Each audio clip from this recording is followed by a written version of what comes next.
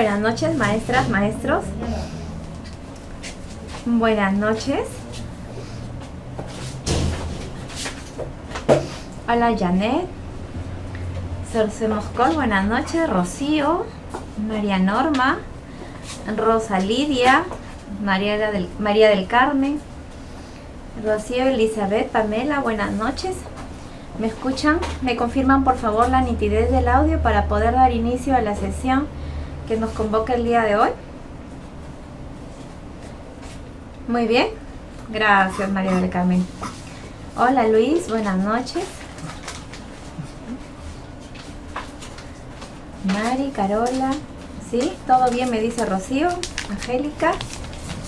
Bueno, pues un saludo para todos ustedes a lo largo de nuestro país, en las diferentes regiones en las que interactuamos en línea a través de la plataforma de Auge Perú. Mi nombre es Jenny Chávez, para quienes recién se incorporan en esta sesión a nuestro curso de Diseño Curricular Nacional 2016. Gustosa de poder compartir con ustedes esta sesión que tiene como temática pues uno de los aspectos fundamentales, pues hace aterrizar todas las teorías, los enfoques, los paradigmas de nuestra práctica pedagógica, como también aquella función hoy delegada en este nuevo enfoque de liderazgo pedagógico a el equipo directivo, tanto directores como subdirectores, de modo que su función repercuta en el logro de los aprendizajes de los estudiantes. Entonces, me estoy refiriendo en esta ocasión al tema de procesos pedagógicos y cómo estos son atendidos en el marco de nuestro currículo nacional, en la versión actual y vigente del 2016. Entonces, nos va a permitir, como les decía, aterrizar el currículum, todas estas concepciones, estas miradas, estos enfoques que se vienen plasmando como soporte, como fundamento de todo nuestro sistema curricular, y que tiene como intencionalidad pues atender a este desarrollo de competencias del que hablábamos en una sesión anterior. Entonces vamos a ir cada uno de estos aspectos pormenorizándolos, de modo que podamos tenerlos de una manera muy ágil y podamos conectarlos más adelante con otros procesos, como es el tema de evaluación, que tiene ciertas variaciones en este currículo, en este DCN 2016. Entonces ahora vamos a verlos de manera muy genérica en cada uno de esos aspectos, pero ya les digo, hay más adelante una sesión específicamente de lo que se refiere a uno de ellos, como es el tema de evaluación. Entonces vamos a ver en primer lugar por qué la importancia en los procesos pedagógicos. Ya en la sesión número 2, si no mal recuerdo, habíamos visto el enfoque de competencias. Como este currículo, la actualización y las modificaciones que ha tenido están en virtud de atender de mejor manera el desarrollo de competencias. Y entonces, como les decía al inicio, la parte operativa para mediar ese desarrollo de capacidades y competencias está en el direccionamiento que el maestro pueda dar en el desarrollo de sus sesiones de aprendizaje. Entonces, esto lo vamos a tener claro cuando analicemos cada uno de estos procesos y los vamos a ir caracterizando para ubicarlos dentro del tratamiento didáctico que tienen nuestras sesiones de aprendizaje. Bien, entonces, los procesos pedagógicos de los que vamos a hablar el día de hoy son la problematización, el propósito y organización, la motivación, el interés o incentivo, los saberes previos, gestión y acompañamiento del desarrollo de competencias y la evaluación. Es preciso también orientar que estos procesos pedagógicos responden a un enfoque curricular, de modo que en otros modelos pedagógicos, se podría atender a otros procesos pedagógicos. Aun cuando encontremos afinidad, aun cuando encontremos de repente algunas coincidencias, pero en el marco de este sistema curricular nuestro y en el tratamiento del DCN 2016, estamos atendiendo a estos procesos pedagógicos porque se considera que son los que permiten mediar el aprendizaje en aras a llegar a la competencia. Entonces, por eso es que nos vamos a referir a todos estos. Pero, ¿qué entendemos por procesos pedagógicos? Primero, antes de detenernos en ver qué es o qué son cada uno de estos procesos pedagógicos, entendamos que son exigencia no solamente de conocimientos de los docentes, que son quienes conducen la práctica pedagógica misma en aula, sino, les decía, también desde la mirada de los directivos. Hoy, en este tránsito de pasar de un liderazgo administrativo a un liderazgo pedagógico, se nota y se necesita de parte del directivo este afianzamiento pedagógico para que pueda acompañar con eficiencia, con eficacia, con pertinencia el desempeño de sus maestros y consecuentemente el logro de los estudiantes. Entonces, mentalicemos como primera idea que el tema de los procesos pedagógicos no solamente es materia de atención de los docentes, sino también de los directivos. Entonces, exigen que directivos y docentes establecer un clima de respeto, de motivación, de solidaridad, de aceptación, de confianza, y esto se da en la institución y en la escuela. Por eso cuando hablamos de este clima favorable para el aprendizaje, lo hablamos en ese contexto, en el clima de aula y en el clima institucional, y está considerado dentro de los compromisos de gestión. Entonces no es responsabilidad, no es solamente necesidad de atención de parte de los docentes, sino también de los directivos. Evidenciar altas expectativas en los aprendizajes. O sea, es la intencionalidad no solamente del maestro de conseguir desarrollar las competencias previstas en su grado, en su área, en su ciclo, sino también del líder pedagógico, en este caso del directivo. Diversificar las actividades pedagógicas para que se puedan concretar la atención a estos procesos pedagógicos. Se tiene que tener una mirada clara de cuál es la intencionalidad, cuál es el aprendizaje que se espera lograr, qué implica cada una de esas competencias.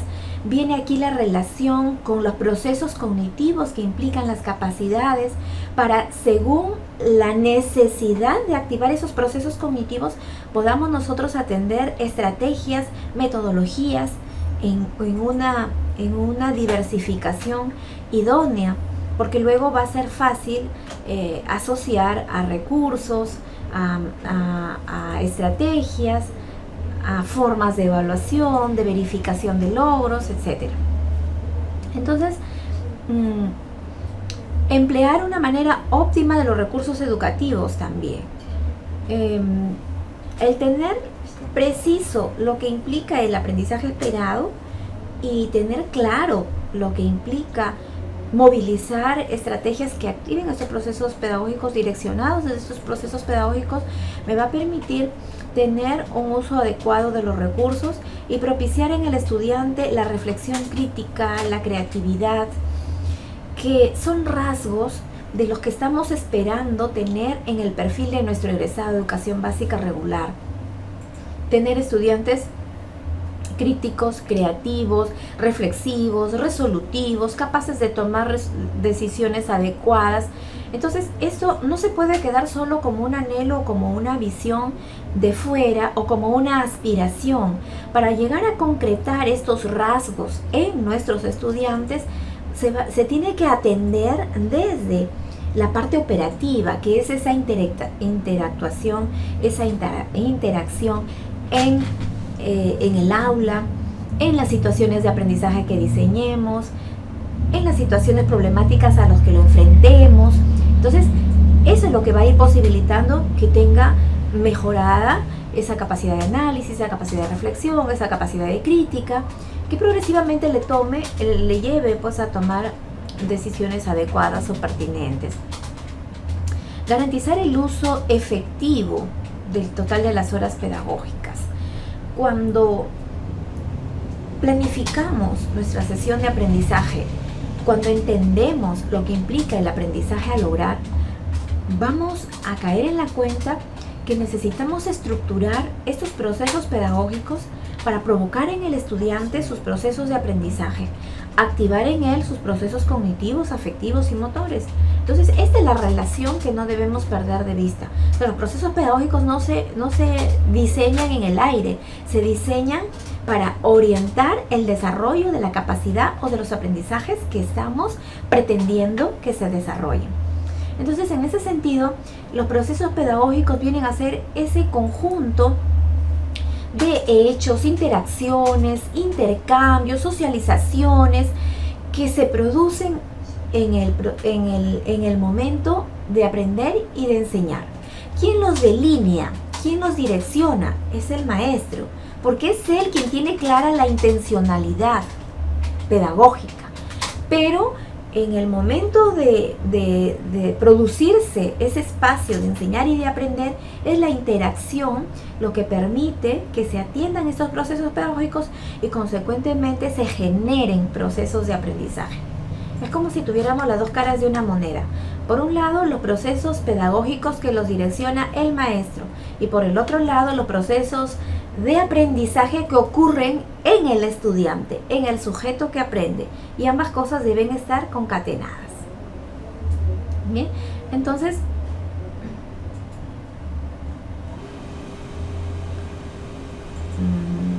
Norma me dice que escucha bien, Yanira me dice que hay problemas con el audio, Carola también. A ver, vamos a derivar aquí a soporte técnico para que nos dé una miradita a este problemita.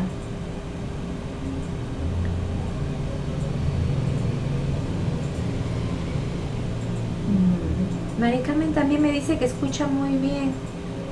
A ver, tratemos de verificar también.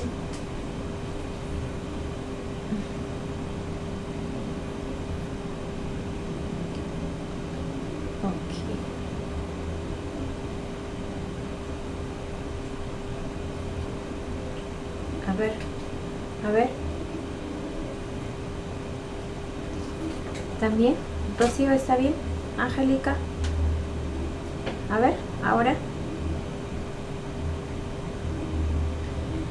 Bueno, entonces los procesos pedagógicos que promueven las competencias tienen la característica de ser recurrentes. A veces los maestros queremos forzarlos a que los ubiquemos en una determinada etapa de esa secuencia didáctica de una manera cerrada, de una manera sistemática, pero no siempre suceden de esa forma. Está bien, nosotros en la didáctica tenemos de repente la idea de que, bueno, la motivación debe estar al inicio, la evaluación debe estar al final, el recojo de saberes previos al inicio, pero en estos procesos de interacción permanente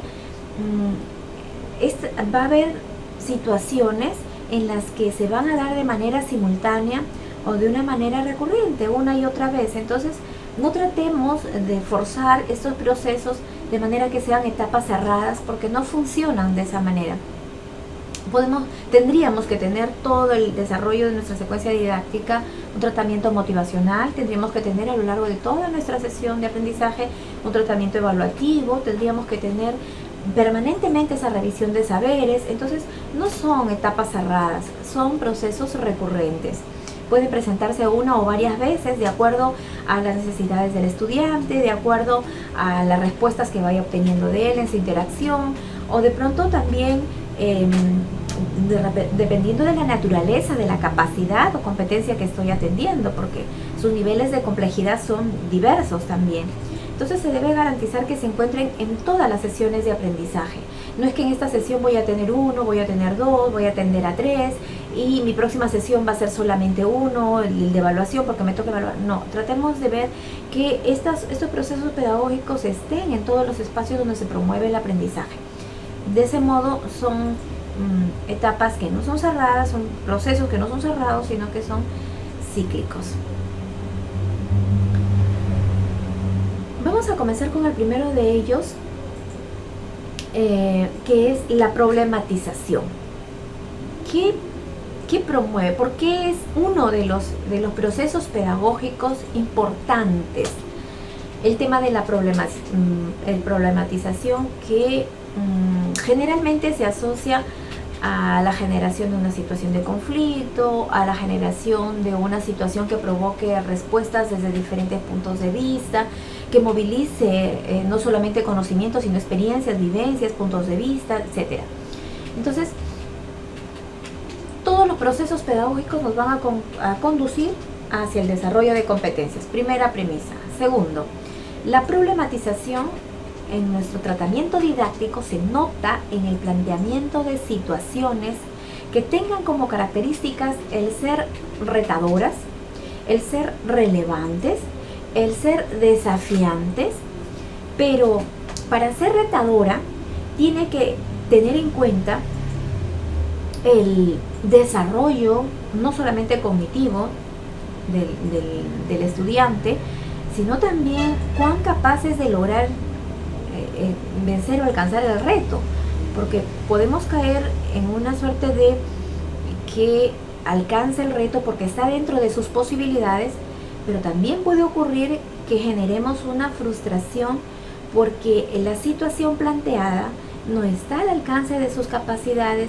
ni tampoco va a crear la situación de conflicto que genere consecuentemente un aprendizaje, sino que por el contrario va a funcionar como un bloqueador, tanto motivacional como de limitación de capacidades, de actitudes o de conocimientos. Entonces, tiene que ser relevante porque me tiene que permitir no solamente iniciar y enganchar a mi estudiante al inicio de mi sesión, sino que debo pensarla, debo diseñarla, debo seleccionarla en virtud a que me pueda ir generando todo lo que necesito atender en mi sesión. Entendamos que el desarrollo de una capacidad implica toda una secuencia de atención a los procesos cognitivos que demanda. Entonces, no voy a plantear una situación para que simplemente, como se hacía en la tecnología educativa, para que el estudiante me saque el tema de la sesión y ya está, me sacó el título de la sesión y descarto lo que era mi motivación o lo que era mi situación inicial. No funciona así. La problematización me debe llevar a plantear una situación que sea relevante, que sea importante, porque esté atendiendo intereses de los estudiantes, necesidades, expectativas, que salga del contexto, que le sea familiar, que le descubra utilidad, que le cautive interés, con esas características. Entonces, tiene que ser una situación problemática, pero a la vez significativa, que le lleve a enfrentar problemas, desafíos y retos. Pero estos problemas, desafíos o retos tenemos que plantearlos en función a las posibilidades de mis estudiantes. Esta situación entonces tiene que ser capaz de provocar esta generación de conflictos, sí, de desafiar al estudiante, llevándolo a atraer, a evocar esos saberes que ya tiene, esas experiencias que ya vivió y que le encuentre sentido y utilidad a lo que aprende. Ese contraste entre lo que sabe y entre lo que necesita saber, que se conoce con el nombre de disonancia cognitiva, que se asocia luego al saber significativo, al aprendizaje significativo, cuando el saber nuevo se conecta con el saber que ya se tiene. Eso es lo que va dando la generación de estos nuevos aprendizajes, y por eso es que cobra sentido el tema de la problematización.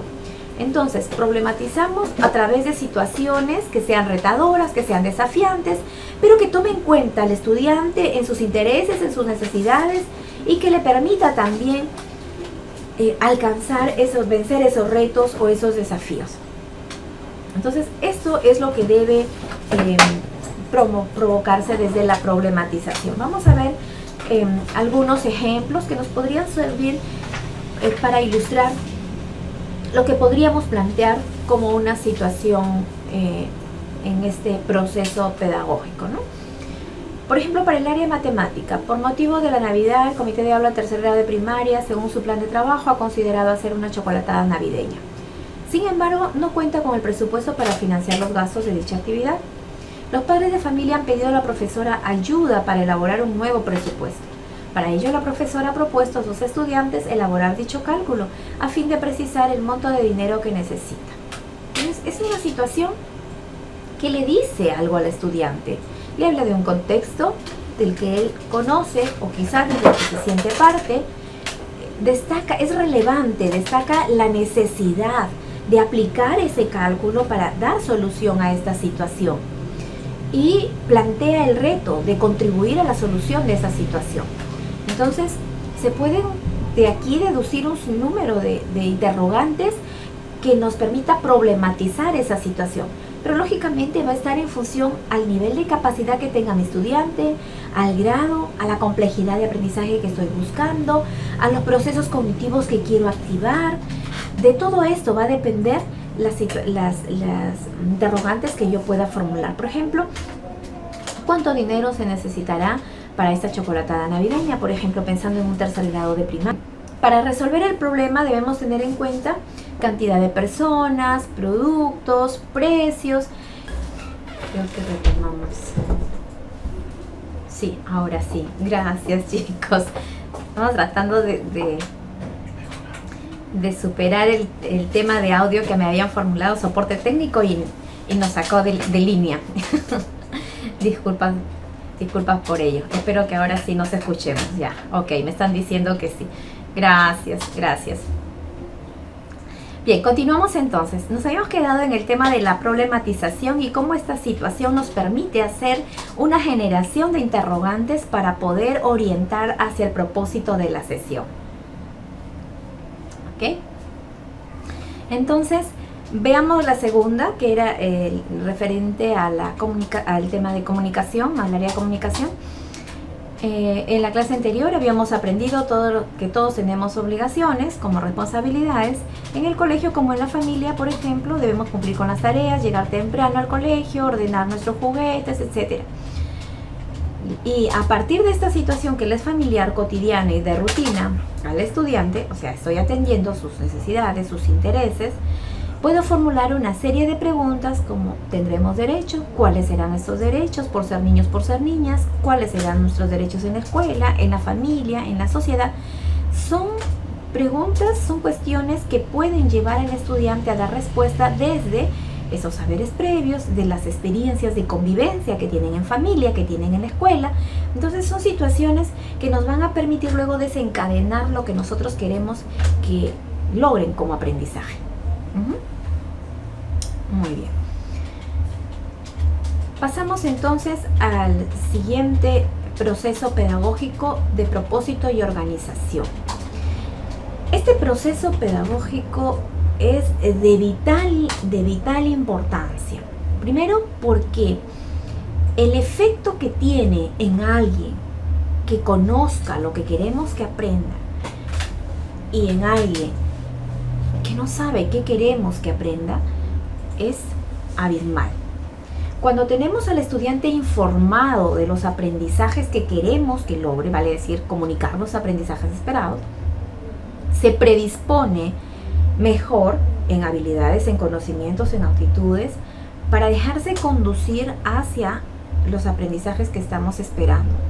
Distinto a que cuando no los conoce ni sabe qué es lo que queremos lograr con él, la predisposición puede ser distinta porque no se es consciente de lo que se necesita aprender.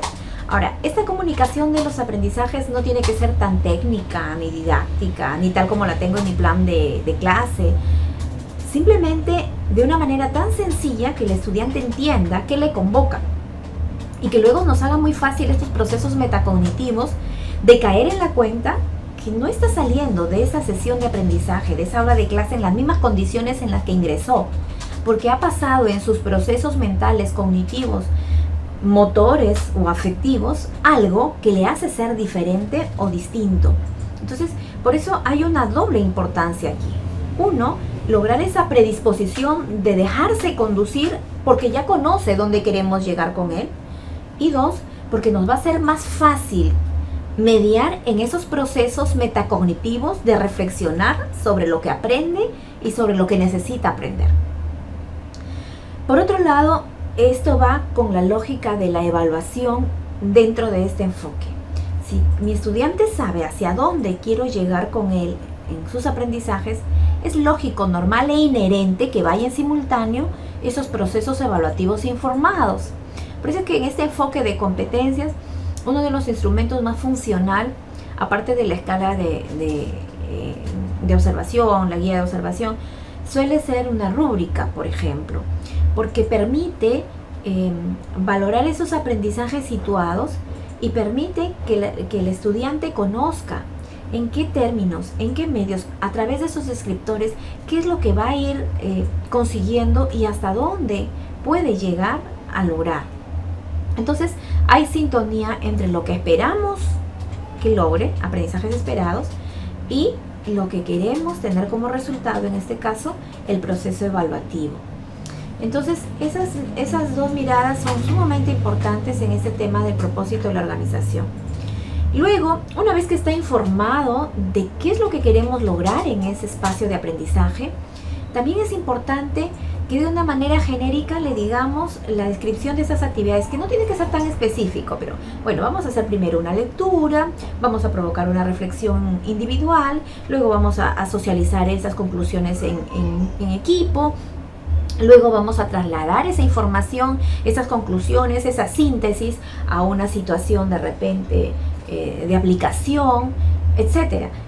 De ese modo, también incluso el estudiante se predispone con la selección de sus materiales, de sus recursos, del material de lectura, de los lápices de color, del material concreto. Eso es organización.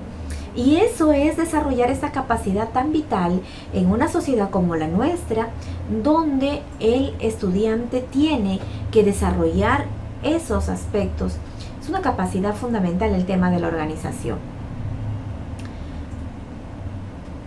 A ver, Yanira me dice, la problematización necesariamente tiene que ser respondida por los estudiantes. Mira, el tema de la problematización va por la orientación, discúlpenme que retroceda un poquito, la necesidad de generar la reflexión y la elaboración de respuestas en los estudiantes. Yo de manera particular pienso, y porque la práctica me ha permitido validar esto, es sumamente importante que ejercitemos a nuestros chicos no solamente en la elaboración de la respuesta frente a un planteamiento, sino también a la formulación, reformulación de una pregunta.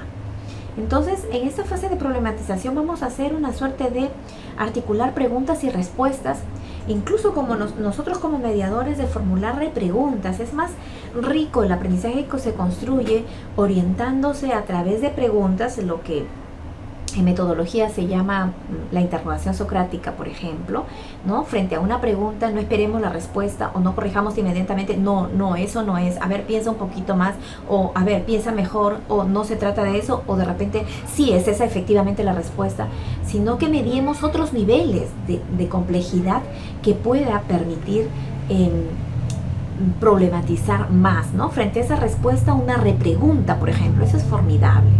Y la repregunta la tienes tú como maestro porque tú tienes claro cuál es el propósito, hacia dónde vas a direccionar.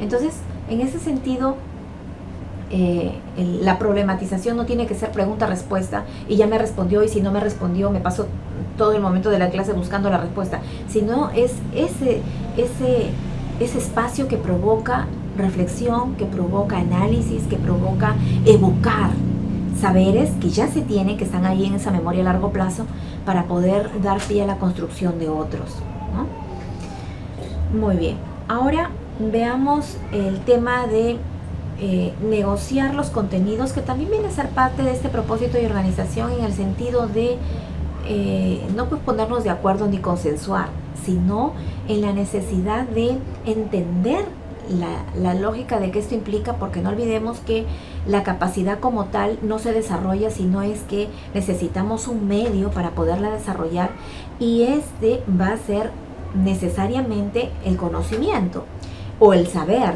El conocimiento como producción científica o teórica, y el saber como resultado de esa vivencia, de esa praxis, de ese aprendizaje cotidiano, ¿no? Entonces con eso se construye el medio para generar el desarrollo de la capacidad, porque la capacidad en cuanto tal y en abstracto pues no se desarrolla sola. Nos permite también este proceso definir las estrategias necesarias. Y yo creo que esto es el corazón de lo que es nuestro tratamiento didáctico. Porque, por ejemplo, yo necesito desarrollar un aprendizaje que contiene dentro de su indicador la capacidad de análisis, ¿no? Analiza el fenómeno X, Y, Z. Pero debo tener claro qué significa analizar. Y es muy importante que también lo socialicemos con nuestros estudiantes. ¿Qué significa analizar? Si el propósito que tenemos hoy en nuestra clase es analizar, ¿pero qué significa analizar? Porque yo debo tener claro qué es lo que estoy buscando. Comunicación de aprendizajes. Y luego, ¿qué implica analizar? Primero, pues contar con una información que puede ser escrita, oral, verbal, a través de una imagen, a través de un vídeo, etc. Y luego voy a tener la necesidad de fraccionar esa información, ese todo, en pequeñas partes que puedan ser mejor examinadas, mejor analizadas, y luego tener nuevamente otro espacio, otro momento, otra actividad, otra estrategia que me permita relacionar esas partecitas en las que yo fraccioné para poder hacer un análisis integral. Entonces, si esto implica la capacidad de análisis, quiere decir que mi secuencia didáctica ya está pauteada, pues. Tengo que tener un momento para permitir el ingreso de información. Tengo que tener un momento para poder fraccionar una actividad que me permita fraccionar el todo en partes. Y debo tener otra actividad, otra estrategia para poder integrar nuevamente el todo y poder verter mi análisis. Entonces, comunicar mis aprendizajes me genera mi secuencia didáctica porque me va a permitir seleccionar mis estrategias y luego hacer la verificación de ese proceso. Entonces, en el propósito y organización no es más que el tratamiento didáctico que damos al aprendizaje para lograrlo. Y entonces aquí vamos a citar recursos, vamos a citar estrategias, vamos a necesitar actividades para poder implementar el aprendizaje que queremos lograr. Muy bien. A ver, Dalia me dice, propósito y organización es lo mismo que anticipar el tema. Mira, no es que equivalga a lo mismo ni que lo queramos denominar con otro nombre. El propósito y organización lo que implica es dejar la mirada clara al estudiante para generar predisposición a que nosotros seamos sus mediadores para aprender. Esa es la función de propósito y organización. Si sabe qué es lo que quiero como maestro lograr con él, si sabe qué es lo que vamos a hacer y en qué determinado momento, me va a ser más fácil mediarlo, porque ya sabe con qué intencionalidad lo estamos haciendo. Entonces, me va a anticipar el tema, de pronto quizá, y si no me lo anticipa, ¿no hay propósito y organización? Sí, sí lo hay y lo necesito además. Muy bien. Entonces, el propósito de la sesión. Vamos aquí a hacer un pequeño deslinde porque es uno de los enfoques que tiene este diseño curricular. El tratamiento que tiene el propósito didáctico y el tratamiento que tiene el propósito social. El propósito didáctico, en cuanto es una intencionalidad pedagógica, obedece a toda una coherencia curricular. Hay un propósito que se construye procesualmente. Y el propósito social que se mide por el impacto de lo que se aprende. Por eso es que este enfoque por competencias no reduce el aprendizaje a lo conceptual, a lo cognitivo, porque el desempeño idóneo, que es la evidencia de la competencia, se va a notar en la utilidad que se le dé a ese aprendizaje, a qué es lo que moviliza el estudiante para garantizar un buen desempeño. Esa es la relación entre lo que desarrollamos en el aula y cómo se manifiesta en un desempeño idóneo, que sería la evidencia de la competencia. Vale decir, lo que planifico pedagógicamente y lo que logro como desempeño. Entonces, en nuestras situaciones de planificación vamos a tener necesidad de explicitar propósitos didácticos y propósitos sociales. Y nuestra planificación no solamente de sesión de aprendizaje, que es la etapa más concreta de planificación, sino también en nuestros niveles de planificación a mediano y a largo plazo.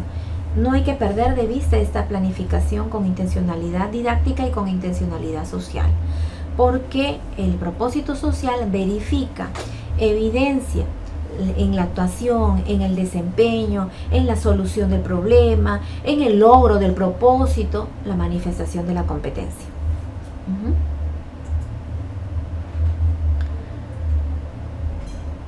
La motivación, el interés y el incentivo. Como les decía al inicio, siempre hemos estado muy habituados a pensar que la motivación es el inicio de la sesión, es crear la expectativa, es generar el interés, pero bueno, al inicio. Y sabemos que en este enfoque, este tema motivacional es sumamente importante. ¿Por qué? Porque cuenta mucho el tema de los afectos, de los sentimientos y de las emociones que tiene el sujeto que aprende, nuestro estudiante. Cuenta mucho la predisposición, cuenta mucho el generar el interés, tomar en cuenta a esa integralidad persona. Por eso es que este enfoque está dentro de esta mirada de una educación humanizadora que entienda al estudiante en toda esa multidimensionalidad que le hace un ser humano complejo. Y entonces ese tema de la motivación es importante atenderlo de manera transversal. Es la motivación un proceso pedagógico que despierta el interés y la identificación con el propósito de la actividad. Hay chicos que cuando se hace una suerte de cultura en este tema de informar los aprendizajes, te esperan en el aula diciendo: y profesora, ¿qué vamos a hacer hoy? ¿Y en qué vamos a terminar la clase? ¿Y hasta dónde vamos a llegar con la sesión hoy? ¿Qué actividades tenemos hoy? Hasta ese tema, hasta ese nivel de organización puede generar motivación y predisposición, interés para aprender. Entonces, es bien cierto que el estilo de enseñar influye y determina en el estilo de aprender en los estudiantes. Los estilos, tanto de enseñanza como de aprendizaje, son modificables. Y son modificables porque se es fácil influenciar en ellos. Entonces, todos estos procesos juegan un papel importante en el tema de logro de aprendizajes. De su buena atención depende en gran parte los logros de aprendizaje de los estudiantes. Entonces, para eso hay que tener en cuenta un planteamiento motivador, un clima emocional positivo y despenalizar el error. Vamos a ir viendo cada uno de estos aspectos que son importantes para generar la motivación, el interés y el incentivo, y sobre todo tenerlos en cuenta transversalmente, es decir, a lo largo de toda nuestra sesión. Primero, el planteamiento motivador busca incitar a los estudiantes en la resolución del desafío, con la voluntad e interés hasta el final de todo el proceso. Y entonces va a depender de cuán pertinente sea la situación que planteé. Esa situación significativa, esa situación de contexto, esa situación retadora, esa situación problemática, esa situación comunicativa, que le plantee el reto y el desafío. En los niños del nivel inicial, como en los jóvenes y adolescentes del nivel secundario, juega un papel importante el tema de crear el interés, el desafío, porque psicológicamente hablando, su nivel de desarrollo les predispone a vencer el reto. Se autodesafían incluso a vencer el reto. Yo sí puedo, tengo que lograrlo, a ver yo. Entonces, todos esos procesos juegan un rol importante en este tema de plantear situaciones que generen motivación, que enganchen al estudiante, que vaya con sus intereses, que coja ahí situaciones de su contexto, que le hablen de lo que él conoce, sabe o con lo que él convive. Esto va a influir en el aspecto motivacional. Otro elemento importante aquí es el tema de el clima emocional positivo. En la sociedad de hoy, con las características que tenemos, una sociedad de la información, es cierto, pero una sociedad convulsionada de agresividad, de ciertas dosis de violencia, de un sinnúmero de cambios vertiginosos que muchas veces no se asimilan adecuadamente, hace que nuestro ciudadano en el contexto social macro no tenga una cultura de salud emocional, por ejemplo. Y cuesta mucho entender que ese es un trabajo personal y que deberíamos direccionarlo desde la escuela, y que para esto no tenemos que necesitar ser tutores, tener una clase de inteligencia emocional, de manejo de emociones, de manejo de conflictos. No, sino que sea la escuela un espacio donde se respire ese clima emocional positivo y fortalezca esas cualidades, fortalezca esas actitudes, soporte ese desarrollo de personalidad, de afirmación de identidad, de sentido de pertenencia, de equilibrio emocional. ¿Y dónde? Pero si yo soy profesora de matemática, yo soy profesor de comunicación, yo soy profesor de formación ciudadana, yo soy profesor... Entonces, en nuestros procesos pedagógicos, en las actividades que seleccionemos, en los recursos didácticos con los que les hagamos interactuar a los estudiantes. O sea, no pretendamos buscar espacios exclusivos para poder decir que ya estoy atendiendo a favorecer un clima emocional positivo. No, es la convivencia armónica, la convivencia democrática, la convivencia fraterna que caracteriza los espacios en los que yo me relaciono como maestro, como maestra con ellos. Eso es lo que va a hacer que se impregne de este clima emocional que redunde en su bienestar socioemocional saludable. Entonces, en ese sentido, este aspecto también es muy importante. Y aquí nos vamos a encontrar con algunos bloqueadores cuando monitoreamos algunas instituciones educativas. A veces encontramos grupos en los que los chicos no les gusta trabajar en equipo o que prefieren hacerlo solo, y los maestros a veces designan las tareas colaborativas, y hay quienes dicen, no, profesor, yo lo hago solito mejor, yo hago lo mismo, lo hago todo y lo hago solito. Hay esas reacciones todavía en nuestros estudiantes porque sus patrones conductuales y actitudinales no engarzan en una convivencia sana, en una convivencia armónica, y entonces optan por aislarse y se desperdician muchas oportunidades, no solo de aprender, sino también de socializar, que son aprendizajes que también necesitamos para desenvolvernos con éxito en una sociedad como la de hoy. Entonces, muy importante tener en cuenta el tema del clima emocional positivo. A ver, acá me están haciendo algunos comentarios. Antes de seguir voy a leerlos. Si el alumno no encuentra motivo de aprender, como el caso de jóvenes con problemas, ¿qué se puede hacer? Y luego, la motivación necesariamente tiene que estar relacionada con el tema. A ver, primero que sí, pues encontramos jóvenes muy indispuestos para aprender. Y por más novedad que les llevemos para generar la motivación, los vamos a tener un punto y aparte. Los hay.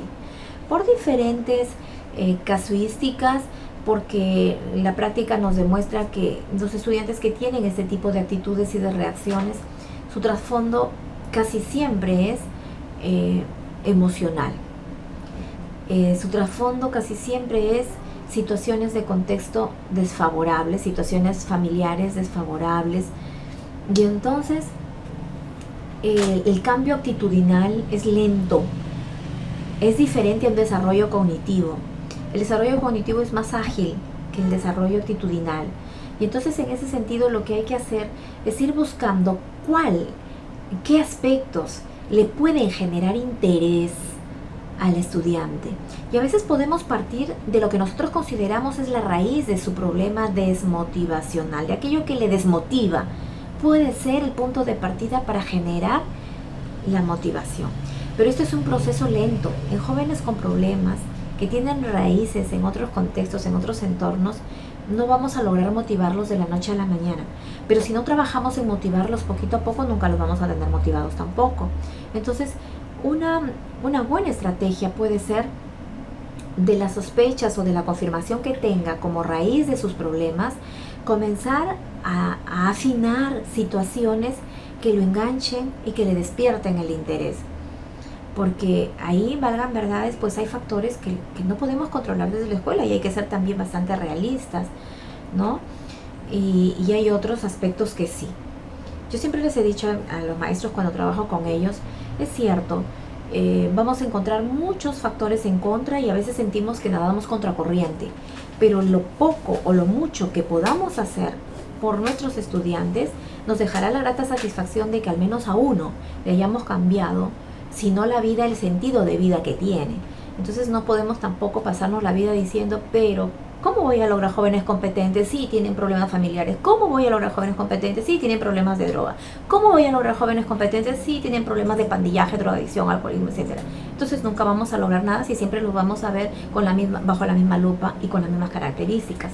Entonces el nivel motivacional ayuda, necesita perseverancia, necesita innovación, necesita desafío de nosotros mismos para poder crear esas situaciones, pero no hay otra forma que persistir y que podamos atender poco a poco, descubrir esos intereses. Me dice, la motivación necesariamente tiene que estar relacionada con el tema. Recordemos que el tema o el conocimiento es medio, no fin. Es medio para desarrollar la capacidad, es medio para desarrollar la competencia y por lo tanto la atención que le demos a este va a graduar la complejidad de la capacidad. De pronto, si mi capacidad es solamente llegar a identificar, el contenido más simple me va a permitir identificar. Pero si mi aprendizaje está asociado a la capacidad de argumentar, no puedo seleccionar un contenido tan superficial o un tema tan sencillo para poder llegar hasta argumentar, porque el argumentar frente al identificar es una capacidad de alta demanda cognitiva más compleja que implica movilizar otros procesos cognitivos. Entonces, en ese sentido, la relación debe estar, pero no debe circunscribirse solamente al tema, porque el tema es medio, no es fin. El fin es el desarrollo de capacidad y de competencia. Me decían, las tecnologías desplazan las motivaciones en el aula. Por ejemplo, los juegos en red, para ellos son motivaciones, tienen otras características. Esto que me comenta José Manuel es atender a sus intereses, atender a lo que a ellos les crea expectativa. Y sí, pues estas generaciones de natos digitales se sienten atraídos y muy interesados además por el manejo de tecnologías y más si va por el aspecto lúdico. Entonces, ¿qué desafía en nosotros? Desafía en nosotros como docentes el apoyo en estos recursos tecnológicos, pero con intencionalidad pedagógica. La intención la das tú, que me pueda proveer de un juego como recurso para lograr mi fin pedagógico. Eso es un desafío para nosotros primero. Y de hecho que si yo estoy atendiendo a sus intereses, lo va a encontrar motivacional, ¿no? Paul nos hace un comentario. De acuerdo a la taxonomía de Bloom, analizar es más complejo, tiene que haber pasado varios niveles. Sí. Fíjense que a propósito del comentario de Paul, la taxonomía de Bloom, que era manejada en los años de la tecnología educativa, los currículos técnicos, estaban estructurados a esos niveles de complejidad y habilidades que nos daba Bloom. Y ahora, por esta necesidad de atender el desarrollo de capacidades atendiendo a su complejidad, están asociados a esta clasificación de Benjamin Bloom, ¿no? Pero ¿se puede utilizar la SIC para juegos lúdicos potenciando nuestra sesión? Claro que sí. Eso sí, Luis Ricardo, es muy, muy pertinente además, ¿no? Y ya que traje el tema, me lo puso Luis Ricardo, el tema de la pertinencia. Podremos motivar de muchas maneras, pero ¿cuál de ellas es la mejor para este grupo que tengo? Si este grupo es dato digital, si este grupo es visual, si este grupo es kinestésico, si este grupo es predispuesto favorablemente en sus actitudes, si este grupo es cuestionador, si este grupo es interrogativo, si este grupo es curioso, inquieto por investigación. O sea, eso me va a permitir seleccionar a mí con pertinencia las mejores situaciones motivacionales. Luego, el tema de la despenalización del error. Ya basta de decir que está mal y que porque está mal tu desempeño, tu desenvolvimiento, tu punto de vista, tu opinión, tu juicio, estás desaprobado, tienes 0, tienes un aprendizaje deficiente. En este contexto tenemos que internalizar nosotros, primero, que es necesario aprender del error, ver en el error la oportunidad de un nuevo aprendizaje, ver la oportunidad de revertir el error generando aprendizajes. Entonces, dejemos de ver el error como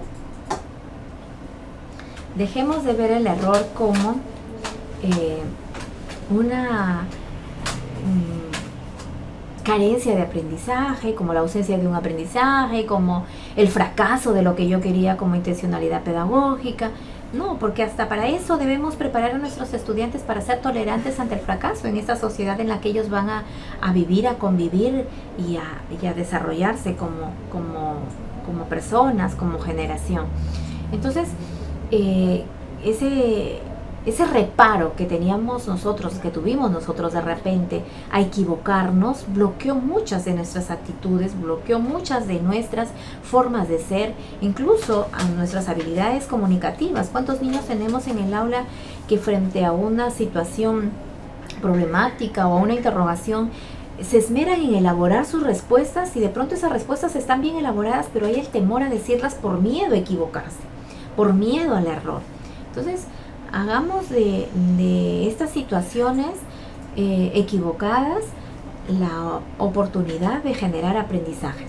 Entonces, que nuestro clima favorezca en el aula, de modo que nuestros estudiantes se atrevan a decir lo que piensan, se atrevan a manifestar sus puntos de vista, y estaremos favoreciendo también, por un lado, el desarrollo de habilidades comunicativas tan necesarias hoy en día, y por otro lado, el sentido crítico y reflexivo de decir lo que piensan y lo que sienten, de argumentar, de sostener sus posturas. Si no les damos la oportunidad, entonces, ¿cómo se va a ir generando? ¿Cómo se va a ir corrigiendo? ¿Cómo se va a ir puliendo estas habilidades tan necesarias para convertirnos en personas competentes? Entonces, generar motivación e interés es atender a situaciones motivadoras que calcen con sus intereses, que calcen con sus necesidades.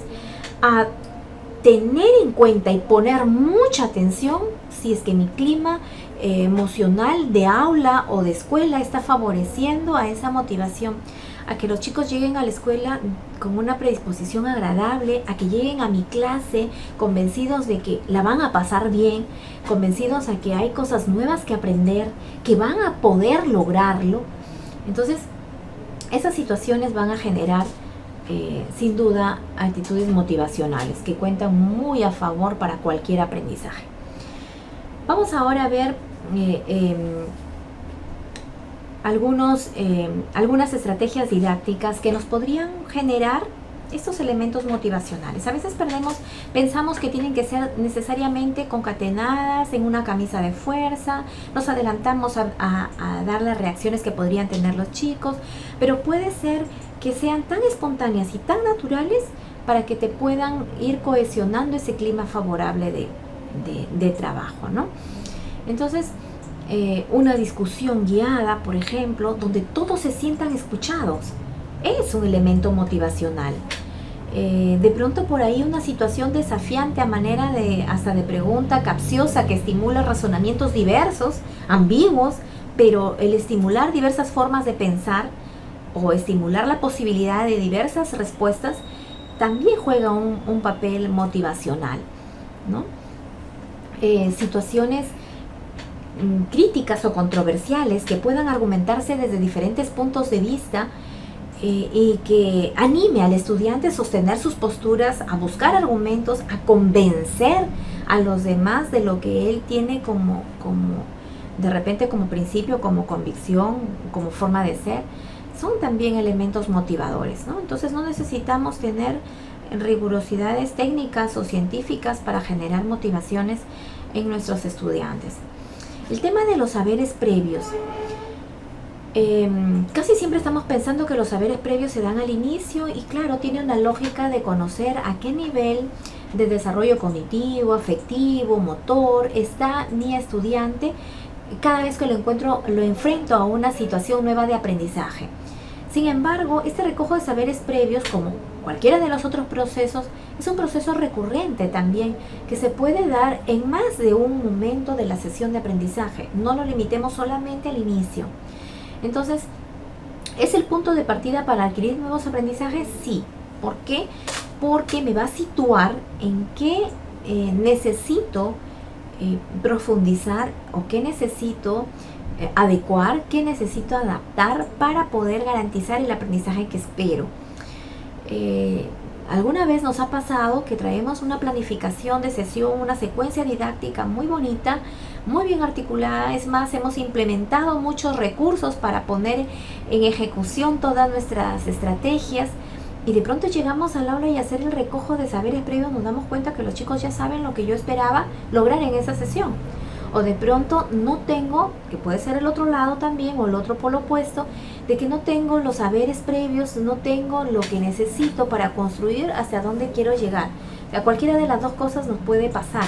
Y más cuando planificamos para un grupo que no conocemos o con el que jamás hemos interactuado.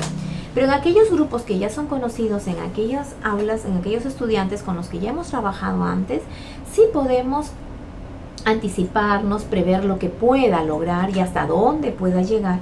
Pero quien nos va a situar específicamente en esto van a ser el recojo de saberes previos. No nos limitemos solamente a poder explorar qué sabe de lo que ahora me toca trabajar. No solamente eso. Démonos la oportunidad de descubrir en esta exploración de saberes previos algunos elementos que de pronto los voy a necesitar en el proceso o en el cierre de mi sesión, para que yo no me equivoque menos en la manera de en la manera de dosificar o de mediar cada una de las actividades que voy a ir desarrollando. Entonces es muy importante el tema de el recojo de saberes previos. Lo que yo siempre he observado a algunos maestros, a algunos docentes, es que generalmente se hacen planteamientos de interrogantes en relación a lo que voy ahora a permitirles que aprendan, ¿no? Si voy a hacer la célula, ¿qué es la célula? ¿Qué saben de la célula? Pero no necesariamente es ese recojo de saberes previos, sino, ¿por qué no hablarles de situaciones que ellos conocen para que las caractericen, para que las evoquen y las traigan a la mente, y a partir de ahí comenzar a hacer ese deslinde de conceptos, de ideas, de características, de rasgos que me lleven al desarrollo de mi sesión? Entonces no solamente son preguntas asociadas directamente a los conceptos que voy a ver en mi sesión. Sería una exploración muy limitada de saberes previos. Tratemos de conectarlas con otros elementos que voy necesitando en mi sesión. Entonces, la función de recoger los saberes previos es motivacional también, pero más que motivacional es pedagógica, porque me va a dar el derrotero claro de qué terreno estoy pisando y hasta dónde puedo avanzar. Entonces, nos permite tomar decisiones sobre la planificación. Nosotros sabemos que toda forma de planificación tiene como característica ser flexible, y esa flexibilidad la podemos ir adecuando en virtud de lo que vayamos recogiendo como exploración de saberes previos. Entonces, nos permite tomar decisiones sobre la planificación. Nos va a permitir también orientar el manejo de nuestras estrategias. Porque si a partir del recojo de saberes previos, por ejemplo, yo había planteado un análisis de casos, pero en el recojo de saberes previos me doy cuenta como que no hay mucha relación de ideas asociadas a lo que yo voy a trabajar, o de repente no manejan información suficiente para llegar al análisis y propuestas de soluciones en la casuística. Eso me va a permitir orientar y de pronto, antes de ir a un análisis de casos, entrar en una precisión de ideas claves, o quizá con una lectura informativa, para poder ir garantizando de que se logre los propósitos de las estrategias que yo había previsto. Entonces, juega esa función pedagógica para orientar mi planificación, para orientar mis estrategias, ¿no? Entonces, es una buena estrategia también registrar esos saberes que de repente no siempre pues los tenemos que anotar en la pizarra, pero sí tenerlos en cuenta para que me permitan regular aprendizajes, regular preguntas. De pronto en los saberes previos me salió por allí una respuesta que yo no la esperaba, pero que justo tiene relación con lo que va a ser mi metacognición, con lo que va a ser mi evaluación de cierre, y entonces me va a permitir regular, que es otra función pedagógica también muy importante. Entonces esa función cumplen los saberes previos.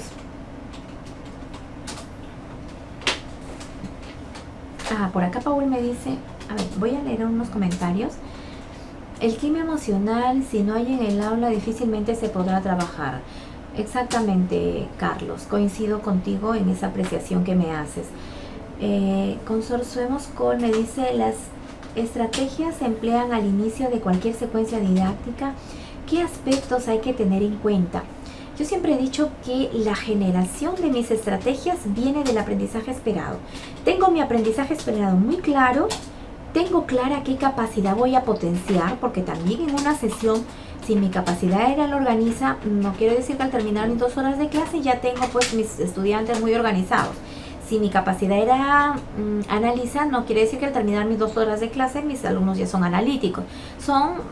Las capacidades se desarrollan secuencialmente, gradualmente.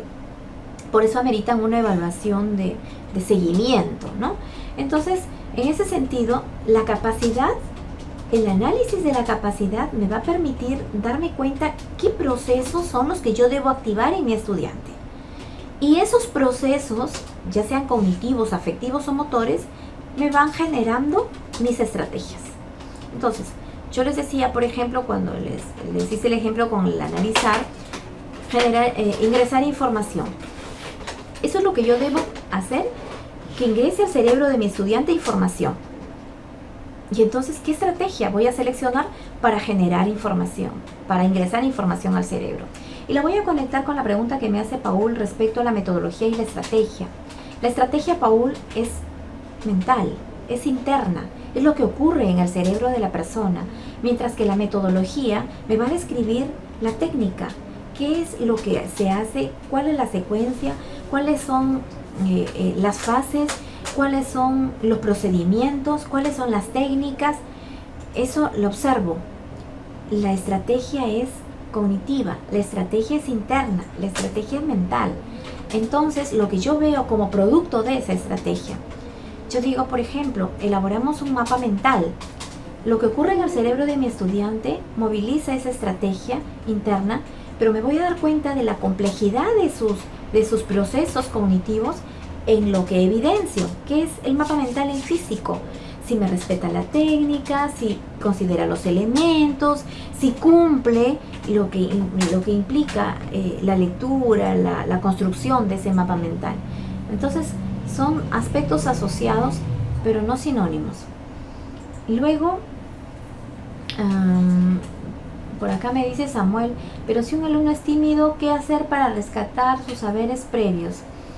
A veces necesitamos diseñar situaciones que no sean solamente pregunta-respuesta, porque el enfrentarlo a una situación también me puede decir qué saberes tiene y qué saberes no tiene.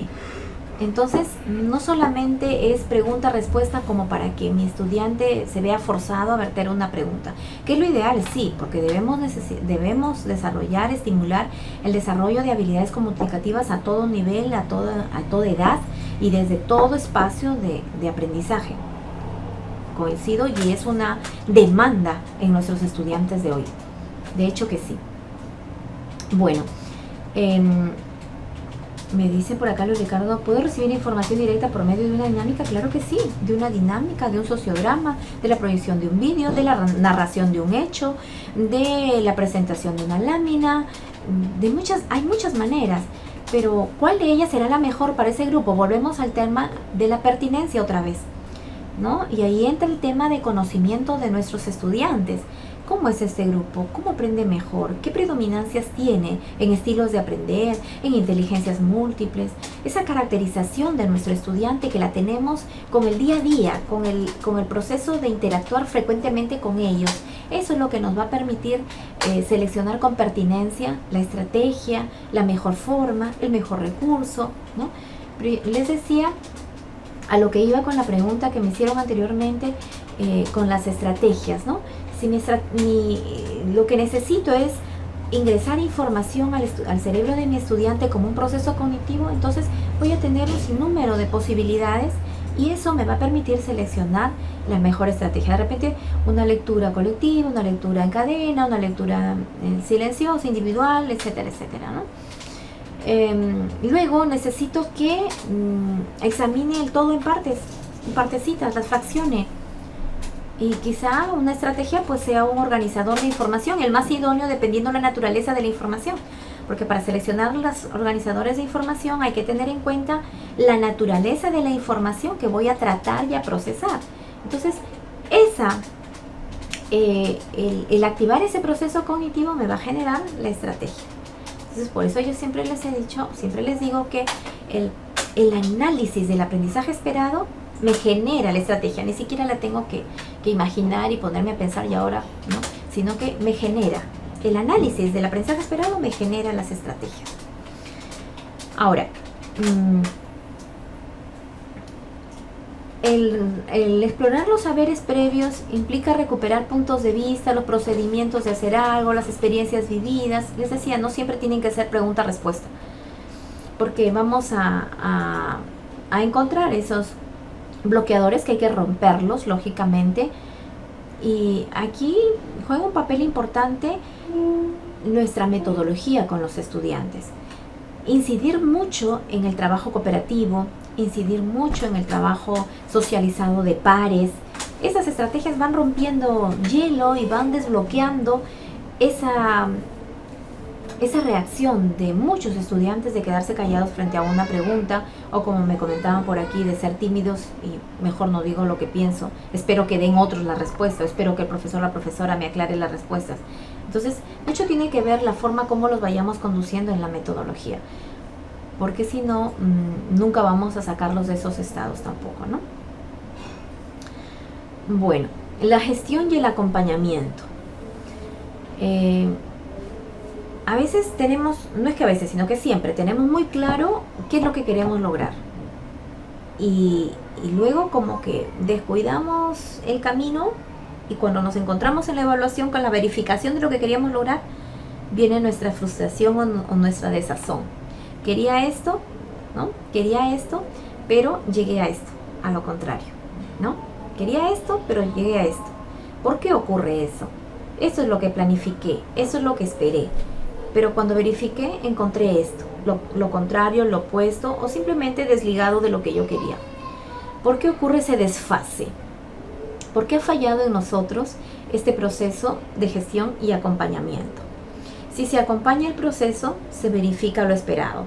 Pero cuanto menos se acompaña el proceso, podemos corrernos el riesgo de llegar a los aprendizajes que no esperábamos, o sea, los opuestos a lo que esperábamos, o corremos el riesgo de haber perdido el tiempo y no haber logrado lo que esperábamos.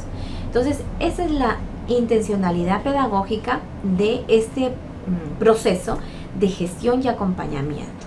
Es decir, acompañar a los estudiantes implica generar estrategias, secuencias didácticas que les permita llegar a los saberes esperados y acompañarlos tanto en esa fase de adquisición como de desarrollo de competencias. Y esto quiere decir no solamente que yo lo acompañe en todas las actividades que planifiqué en mi sesión de hoy, o que logre darle indicaciones y consignas bien claras y mi estudiante haga todo lo que yo le digo que haga. No se reduce a eso la gestión y el acompañamiento. La gestión y el acompañamiento no se reduce a eso, sino que implica acompañar todo ese proceso claro hacia el logro de competencias. Tenemos las competencias por áreas, por ciclos, y entonces gestionar y acompañar significa tener la mirada clara de cómo se va desarrollando hasta llegar hasta esa competencia. No solamente es acompañar cada momento de mi sesión de clase, cada actividad de mi sesión de clase, que se verifiquen bien las estrategias, que se acompañen bien los productos. No es solamente eso, sino lo que voy logrando sesión a sesión, hacia dónde va.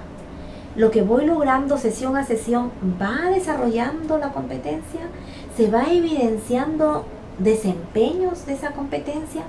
Eso implica gestión y acompañamiento. Entonces, implica pues tener bien internalizada esa secuencia didáctica, ese proceso de ejecución, de descubrimiento, ese proceso de reflexión crítica, de análisis de hechos, ¿no? Para desarrollar entonces esas competencias se necesita gestionar, monitorear y realimentar. Gestionar a través de todo lo que implica nuestra interacción con los participantes, con los estudiantes. Monitorear, estar siempre acompañando lo que ellos vienen realizando, absolviendo curiosidades, inquietudes, dudas, para que puedan llegar a lo que nosotros estamos esperando. Y luego que cada uno de nuestros cierres implique un realimentar, ¿no? Lo que ahora se llama en este enfoque el feedback, un realimentar, un sistematizar, un consolidar lo que vamos poco a poco construyendo sesión a sesión. Pero esto también entra en un tema de atención a las diferencias y atención a la diversidad, porque todos nuestros estudiantes no aprenden lo mismo en el mismo tiempo y con los mismos recursos. Hay ciertas características que debemos tomar en cuenta para poder acompañar estos procesos. Y entonces, el atender a la diversidad, que es un tema bastante polémico y complejo además, porque no es un tema sencillo, es un tema complicado, es un tema complejo. Complejo no porque sea difícil, sino porque necesitas conexionar muchos factores, muchos elementos, el factor emocional, el factor conductual, el factor afectivo, el factor cognitivo, muchos aspectos para atender a ese estudiante que es diferente al otro, a mediarlo ahí en esas dificultades que tiene en relación a los demás, ¿no? Entonces eso hace que, vuelvo a lo que les comentaba hace un momento, que caractericemos, que conozcamos, que entendamos a nuestros estudiantes, porque en la medida que mejor los conocemos, mejor les atendemos. Y esto implica acompañar, ¿no? Este ritmo de acompañamiento difiere de un estudiante a otro, incluso de una aula a otra, ¿no? Nos vamos a un segundo A que es diferente a un segundo B, aun cuando vamos a dar la misma sesión de aprendizaje, sabemos que los resultados, los impactos, las interacciones, la calidad de sus productos, la predisposición, el clima es distinto. Entonces, esto también es importante considerar en lo que se refiere a la gestión y el acompañamiento para que sean idóneos. Esto implica entonces previsión y aplicación de estrategias didácticas. ¿Qué pasa? Por lo que les comentaba también hace un momento, el análisis de mi aprendizaje esperado. Si tengo claro qué quiero y lo entiendo, entonces lo atiendo. Pero si no me detengo a analizar qué implica mi aprendizaje, entonces no voy a ni mediar de la mejor manera, ni seleccionar las estrategias que permitan llegar a ese aprendizaje esperado. Entonces, en este enfoque por competencias hay que gestionar y acompañar en todos estos procesos, en la problematización, en la construcción, en la necesidad de descubrir la aplicación, la transferencia de lo aprendido. O sea, no solamente es la oportunidad, la situación de aprendizaje que se da en la sesión, sino todo este abanico de posibilidades para aplicar lo aprendido. Entonces, eso también nos lleva a seleccionar no solamente estrategias, sino también recursos, ¿no? Significa hacer conexiones entre lo que aprendemos, entre lo que sabemos, con otras experiencias y con otros contextos. No nos olvidemos que la manifestación del desempeño, la manifestación de la competencia, se va a dar en un contexto específico, en un contexto determinado. La actuación de mi estudiante con ese bagaje de aprendizajes que ya llega de la escuela, tiene que transferirlos a una realidad concreta, a una realidad específica, a una actuación, a un desempeño idóneo. Entonces, esto ocurre cuando se le muestra al estudiante cómo se relacionan los problemas entre sí, cómo se relacionan esas situaciones de aprendizaje nuevas con lo que hay que movilizar o que aprender. La atención de los estudiantes está dirigida a resaltar la estructura de problemas comparables. Hay que ir atendiendo sus ritmos, sus necesidades y sus intereses, y en aquellas situaciones en las que nosotros podamos descubrir que va a aplicar lo que está aprendiendo, utilicémoslo como estrategia, utilicémoslo como situaciones para transferir, para que pueda sentir que lo que aprende le es útil y lo puede movilizar en otras situaciones y en otros contextos. La evaluación, otro de los procesos pedagógicos que, como les decía al inicio, va a meritar una sesión exclusiva de lo que es el tema de evaluación, porque ha tenido unos giros en este nuevo diseño curricular nacional. Y entonces hay que entender que si estamos buscando una educación humanizadora, la evaluación tiene que calzar con esto. Y entonces de pronto escuchaba muchas reacciones respecto al tema de evaluación en el nivel secundario, y que ahora literal, y que ya es como primaria, y que no tiene sentido, y que es traducir números a letras, y que esa es la novedad. Pero hay que entender que este enfoque de evaluación está calzando con esa propuesta de educación humanizadora, en la que se atienda a todas las dimensiones de la persona, en la que se atienda a sus posibilidades de logro, en la que se atienda a su diversidad, en la que se atienda a su complejidad. Entonces, bajo esos enfoques es que la evaluación ha dado este giro, y que lo vamos a profundizar más adelante, pero era necesario poner estos rasgos. Es el enfoque de una evaluación humanizadora. Entonces, distinguimos evaluación formativa, evaluación sumativa, que la tenemos en el marco vigente de la directiva de evaluación, en la norma técnica. Es lo que tenemos vigente hasta este año 2016, porque sabemos que este DCN entra en vigencia a partir del año 2017. Pero en el marco normativo tenemos una evaluación formativa y una evaluación sumativa, de la cual damos cuenta de los aprendizajes. En la primera nos va a permitir comprobar los avances, nos va a permitir reflexionar sobre lo que se está aprendiendo, y este tema es muy importante. Yo creo que en la medida que hagamos de nuestros espacios, de nuestras sesiones de aprendizaje, espacios para reflexionar sobre lo que aprendemos, algo que yo llamo la valía de los aprendizajes, el que valoremos lo que aprendemos, lo que nos es útil, lo que no nos es útil. En esa medida nuestro sentido motivacional también irá cobrando mayor importancia desde nuestros estudiantes. Entonces, provocar la reflexión es evaluación, porque es una forma de internalizar que la evaluación es una oportunidad de mejora, que si no evaluamos no vamos a poder regular qué es lo que estamos aprendiendo, porque la evaluación implica un análisis, un recojo de información, una toma de decisiones. Por eso es que cumple una función reguladora la evaluación, no fiscalizadora.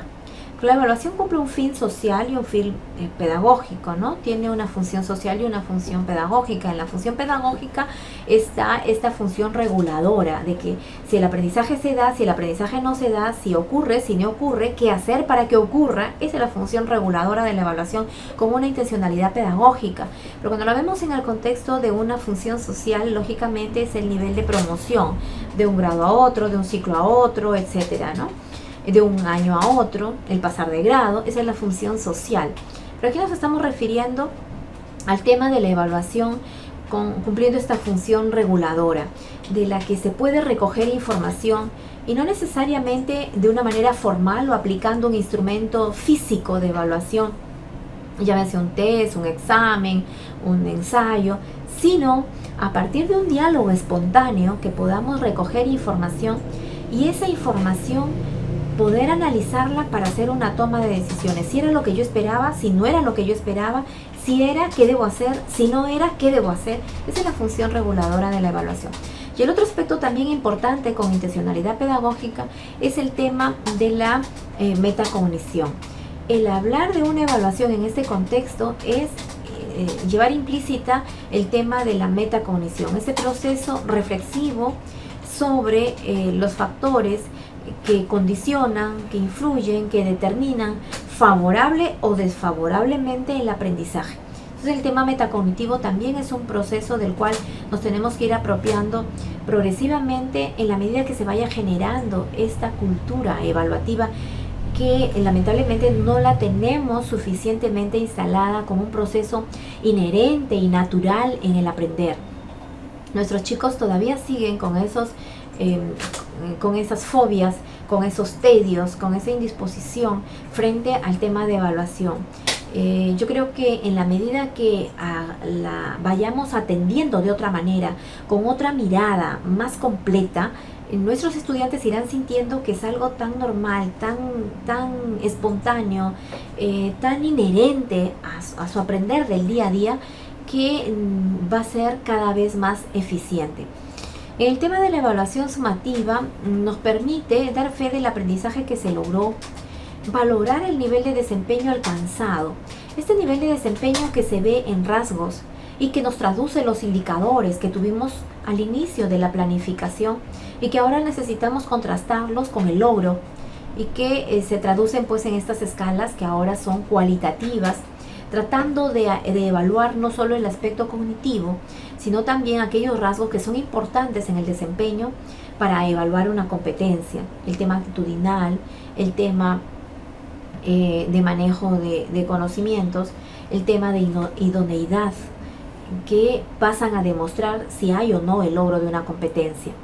Entonces, la contrastación del aprendizaje esperado con el aprendizaje logrado siempre va a ser materia de evaluación. Lo importante es que no sea un inicio y un final, sino que se den en simultáneo, que se vayan dando, como les digo a veces a los maestros, como un electrocardiograma, de subidas y bajadas, de ritmos diferentes pero permanentes. Eso es lo que tenemos que hacer con la evaluación. No pretendamos tener pues la evaluación siempre en el pico de un logro máximo o de un logro mínimo, porque los polos son pues siempre problema, pero que estén permanentemente a lo largo de todo el proceso como un electrocardiograma que se va leyendo, regulando, dosificando, nivelando, para llegar a esa contrastación de saberes entre lo esperado y lo logrado.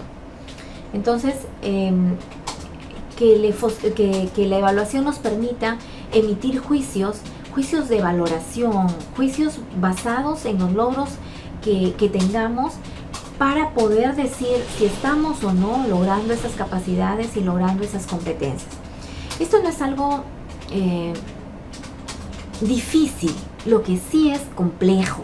Es complejo, como les digo, no en el sentido de que sea dificultoso, complicado y que no se pueda hacer, sino complejo porque para poder decir que mi estudiante logró o no el aprendizaje, no lo puedo reducir solamente a un aspecto meramente conceptual, a que me dé un discurso retórico, mecánico de aquello que se dijo, que se sistematizó en el organizador, en las conclusiones que fueron materia de clase, sino en la utilidad, en su punto de vista, en la reflexión que provoca, y eso es más que conocimiento puro.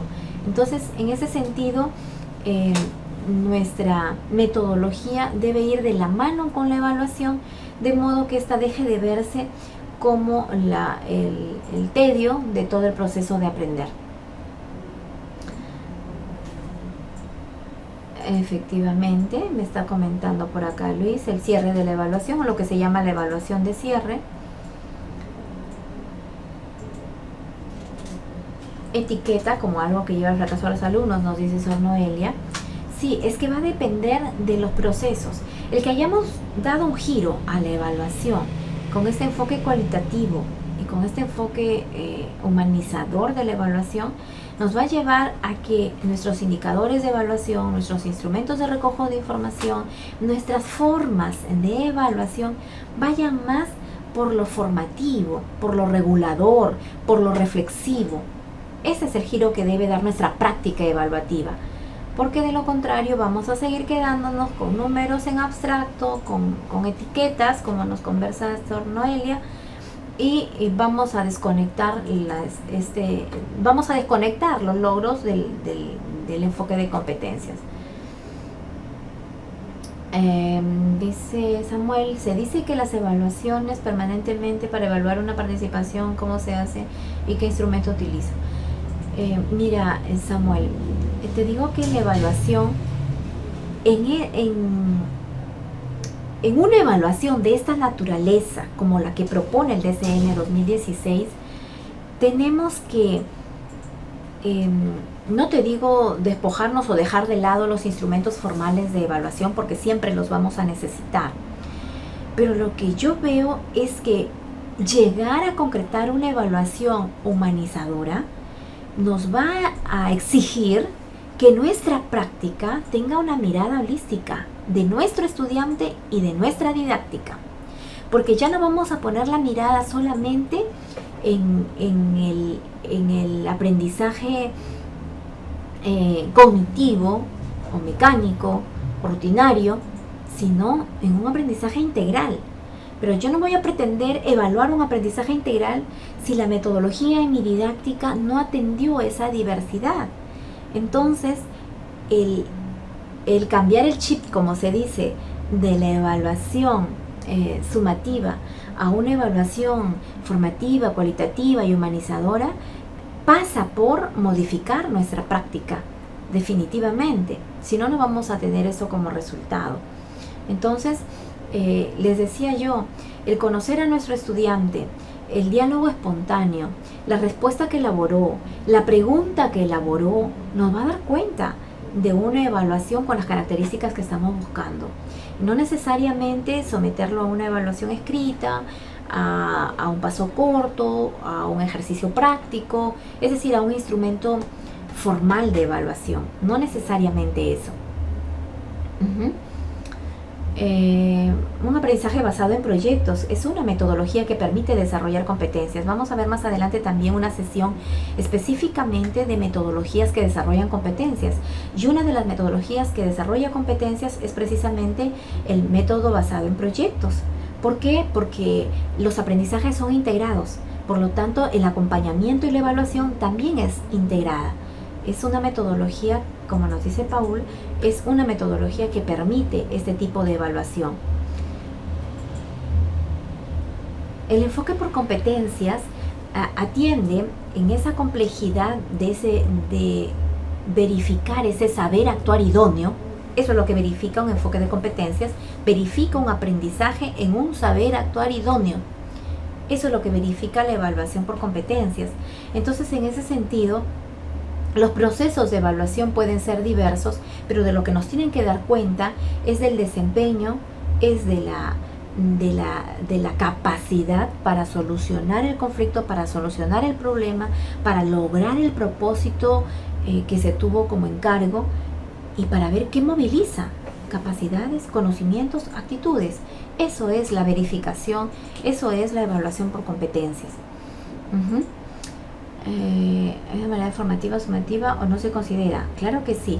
En el marco normativo, como les decía al inicio, los marcos normativos que tenemos aún vigentes hasta el año 2016, la directiva 005, la norma técnica para el año académico 2016, nos llevan a estas formas de evaluación. El reporte de la evaluación como aprendizaje nos lleva a una evaluación formativa y a una evaluación sumativa.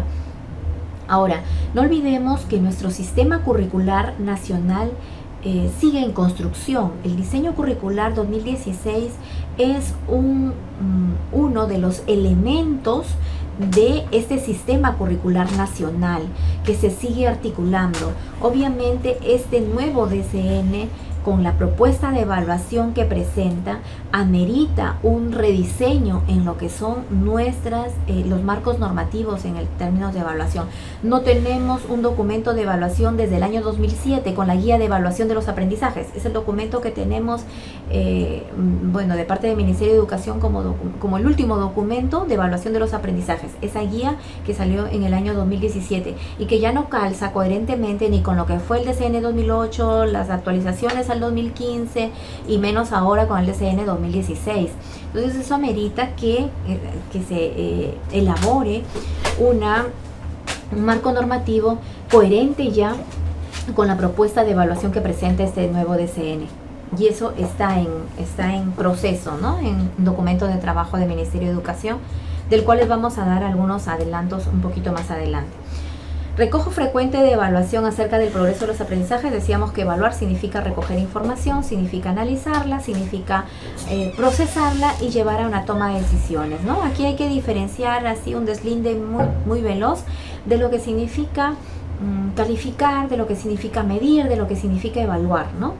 Para medir nosotros necesitamos un patrón, como medimos en cualquier unidad de medida, ¿no? Una unidad de medida de longitud necesita un patrón de medida y ese es el metro. Y con esa unidad, con ese patrón yo mido. En nuestro sistema educativo peruano ese patrón de medida es nuestra escala vigesimal. Esa escala vigesimal es nuestro patrón de medida aún vigente en nuestro sistema educativo nacional. Cuando yo utilizo ese sistema, ese patrón de medida, pues hago una medición que me reporta cuantitativamente, ¿no?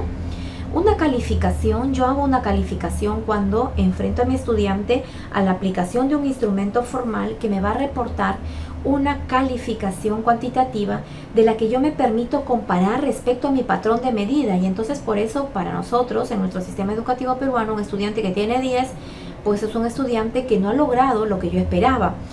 Es un estudiante que no tiene un desempeño idóneo en nuestro sistema educativo vigente, vuelvo a decir, vigente, que amerita un cambio, amerita un rediseño, una renovación que calce mejor con la actual propuesta de nuestro DCN. Pero vigente lo tenemos así. Sin embargo, el que tenga un 18, el que tenga un 20 en un instrumento formal, me dice de que ese logro está muy cerca o que está alcanzado. Eso es una calificación. Entonces, medición en cuanto utilizo mi patrón de medida, que en este caso es una escala vigesimal. Calificación en cuanto yo reporto una cantidad, en este caso una calificación que yo puedo comparar respecto del patrón de medida. ¿Qué significa ese 8 respecto de mi escala vigesimal? ¿Qué significa ese 16 respecto de mi escala vigesimal? Entonces, hasta ahí he medido y he calificado.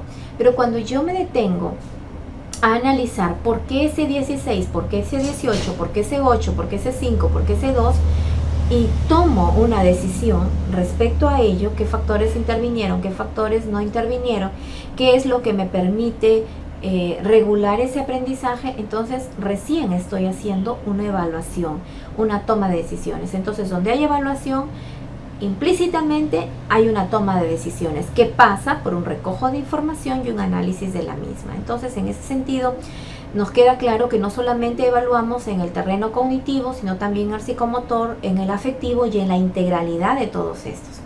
Algunos instrumentos que pueden ser sugeridos para estos procesos de evaluación creo que no son muy familiares a todos. Yo solamente quiero insistir en el tema de las rúbricas, que va a ser materia de la ponencia cuando trabajemos evaluación, porque es uno de los instrumentos más idóneos para evaluar competencias. Por ahora, las que conocemos, ¿no? Las escalas de observación. Las guías de observación también son un poderoso instrumento para hacer el seguimiento de las capacidades. Un desarrollo de capacidades inherentemente necesita un permanente seguimiento y observación de los procesos, ¿no? Por eso es que hablamos de una evaluación de procesos.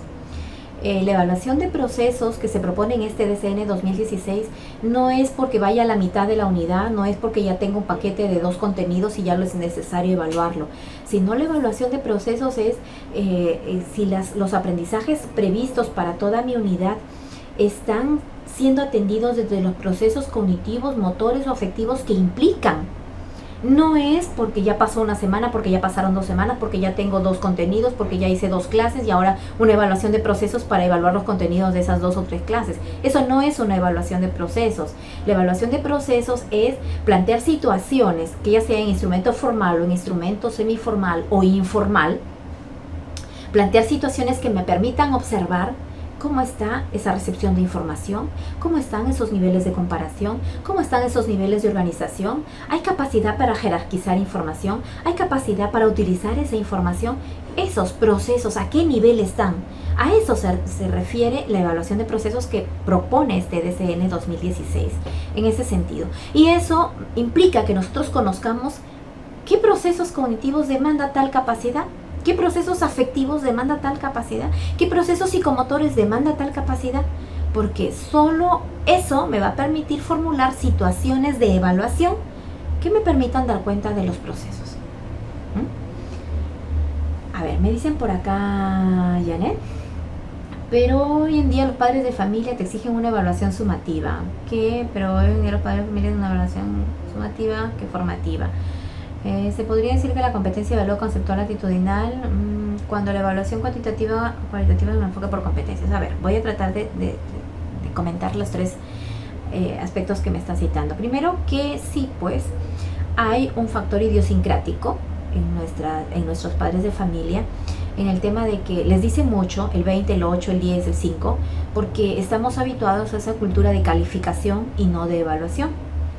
Entonces es un poco entrar en el tema de paradigma. En el marco curricular, en la cuarta versión del marco curricular, se habla de la evaluación como aprendizaje, la evaluación en el aprendizaje y la evaluación para el aprendizaje. Y precisamente en ese tema de comunicar los resultados de la evaluación se pone énfasis en la evaluación para el aprendizaje.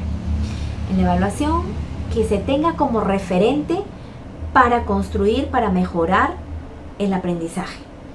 Entonces, la evaluación como aprendizaje, ver en los resultados de esa evaluación la oportunidad de cambiar, lógicamente, para optimizar el aprendizaje. Y estos temas no se trabajan solamente en el nivel pedagógico de maestros, sino que tenemos que irlos cambiando e informando a los padres de familia. Pues el marco curricular estipula que la comunicación debe ser oportuna a los estudiantes y a los padres de familia, sea cual sea el tratamiento de evaluación que se dé.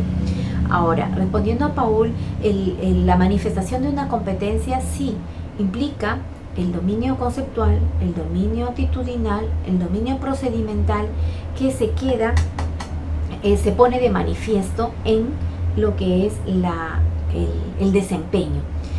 Quiero aprovechar el comentario de Paul para hacer un paréntesis chiquito sobre la crítica que se hace al enfoque por competencias desde otras propuestas y otras miradas, cuando se reduce la competencia a nivel procedimental. Yo recuerdo mucho que en los años 90, más o menos, cuando vino al Perú este enfoque de las competencias, hubo muchos aspectos controversiales. Había quienes decían, pero si la competencia es igual que el objetivo, tú redactas tu objetivo en el sílabo y le pones competencia, ¿no?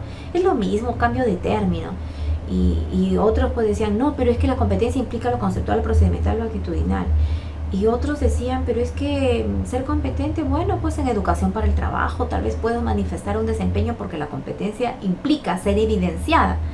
Sin embargo, la competencia, bajo el enfoque que lo estamos trabajando, no se reduce al saber hacer, no se reduce al procedimiento, sino que se evidencia en el desempeño. Y el desempeño sí moviliza capacidades, experiencias, saberes, conocimientos. Me permito decir saberes y conocimientos porque son 2 cosas diferentes. El conocimiento es producto de la ciencia, de la teoría, de lo que está validado con rigurosidad científica. Y el saber es lo que te genera de repente el aprendizaje empírico, el aprendizaje cotidiano, la vivencia misma, te genera un saber. Y ambos son necesarios cuando nosotros ponemos de manifiesto una actuación. Entonces es cierto lo que me comenta Paul. Betty nos dice, cuando se da la evaluación cuantitativa y cualitativa en el enfoque por competencias, sí, ambos se siguen manejando. Ya te digo, Betty, en el tema normativo seguimos reportando una evaluación sumativa que necesita una evaluación cuantitativa para poderla referir. Sin embargo, les informaba de que hay un documento en proceso en el Ministerio de Educación para que este sistema de evaluación calce con lo que está proponiendo el DCN en este enfoque por competencias. Bien, entonces, sobre la evaluación, nos hemos adelantado un poquito a la evaluación procesual porque es la que tiene que poner un sello en la evaluación por competencias. Acompañar los procesos implica asegurar los resultados, asegurar los desempeños, asegurar las actuaciones, asegurar ese saber actuar, asegurar idoneidad. Implica el proceso. Pero les vuelvo a repetir, nuestro marco normativo sigue con una evaluación diagnóstica, sumativa y formativa. Y hasta que estos lineamientos normativos estén vigentes, pues vamos a seguir evaluando bajo estos tipos de evaluación. Ahora, atendiendo a los agentes evaluadores, esto sí lo tenemos consignado en los documentos de evaluación vigentes, el tema de la evaluación interna y la evaluación externa, la autoevaluación, la heteroevaluación, la coevaluación, ¿no? Atendiendo a los criterios de evaluación, todo esto sigue vigente y yo creo que va a tener que seguir vigente porque son procesos que aseguran espacios reflexivos y la evaluación por competencias implica este enfoque crítico y reflexivo. Entonces, autoevaluarse, heteroevaluar, coevaluar, realizar procesos metacognitivos nos permiten atender al enfoque crítico reflexivo. Uno de los instrumentos, les decía yo, que favorece mucho el desarrollo y la observación de competencias es las rúbricas. Las rúbricas que vienen a ser estas escalas de valoración, no de medición, no de calificación, sino de valoración, de aprendizajes situados, a través de los descriptores que me va describiendo procesos. Quién llega al proceso, quién está intermedio, quién está avanzado, quién es sobresaliente. Claro que estos descriptores pueden variar, que puede ser bueno, regular, deficiente, óptimo, inicio, etcétera, ¿no? Pero la idea de estos instrumentos es que nos permite ubicar, valorar en cuál de estos descriptores se encuentra tal o cual aprendizaje de mi estudiante. Y el otro elemento importante también es que nosotros vamos a evidenciar en nuestros estudiantes mejores resultados cuando compartamos con ellos esta rúbrica. Qué interesante al comenzar nuestra unidad, al enfrentarlos a un proceso evaluativo, que presentarles y socializar la rúbrica. Mira, que llegues a este proceso implica que tú vas a tener que llegar a este y a este y a este y a este descriptor. Si tú quieres llegar al nivel sobresaliente, mira lo que tiene que pasar para que puedas ubicarte en este descriptor. Entonces también juega un elemento regulador. Y vamos a hacer un taller, una clase específicamente de evaluación con los nuevos lineamientos, y ahí nos vamos a detener un poquito en la técnica de elaboración de rúbricas que nos viene bien para atender este nuevo enfoque de evaluación por competencias, ¿no? De momento les dejo con este ejemplo que es considerado para evaluar un trabajo cooperativo. Podemos hacer una rúbrica para evaluar una unidad didáctica, para evaluar un producto de una unidad, etcétera, etcétera. Entonces, en síntesis, vamos a asociar ahora nuestra secuencia didáctica con nuestros procesos pedagógicos. Y como te decía al inicio, los procesos pedagógicos me van a remitir a los procesos de aprendizaje. Es decir, los procesos pedagógicos guiados, delineados, enfatizados por el maestro, y los procesos de aprendizaje que ocurren en el estudiante cuando aprende, ¿no? Entonces, en la problematización, el estudiante plantea ¿qué debe hacer el profesor? Plantear situaciones problemáticas, pertinentes. En los propósitos, señalar a los estudiantes el por qué, el para qué de la clase. En la motivación, interesarse por generar el interés, la expectativa por lo que se trabaja. En los saberes previos, explorar, exponer, especular, comentar de una manera espontánea respuestas. En la gestión y acompañamiento del aprendizaje, el estudiante debe manipular objetos, describir rasgos, formular hipótesis, concluir información, elaborar conclusiones, aplicar lo aprendido. Eso nos va a dar cuenta de cómo hemos gestionado nosotros y acompañado el aprendizaje. Y en la parte de la evaluación, pues es una demostración de lo que se va logrando o de lo que se ha logrado al cierre, en una evaluación de cierre, o lo que se va logrando proceso a proceso en el desarrollo de nuestra secuencia didáctica. Algunas acciones, algunas estrategias sugeridas que se pueden dar frente a cada uno de estos procesos pedagógicos, por ejemplo, plantear situaciones significativas, me permiten problematizar, precisarlos al inicio de la sesión, cuáles son esos saberes, me permite ubicarlos en los propósitos, hacer una discusión guiada de casos, de noticias, de imágenes, me permite generar motivación, enganchándolos con sus intereses, desarrollar actividades de grupos focales, de lluvias de ideas, de discusión guiada, de discusión controversial, de debates, de metaplanes, etcétera. Estrategias como estas me van a permitir recoger y explorar saberes previos. De pronto estrategias como hacer analogías, preguntas intercaladas, retarlos a hacer ilustraciones, generar organizadores de información, verificar aprendizajes en pasos cortos, en prácticas. Eso me va a permitir acompañar este proceso de gestión. Y estrategias para lo que es la evaluación pueden ser solución de problemas prácticos de la vida cotidiana, situaciones de contexto, situaciones relacionadas a sus vivencias, a sus experiencias, no necesariamente son instrumentos formales y sofisticados de evaluación.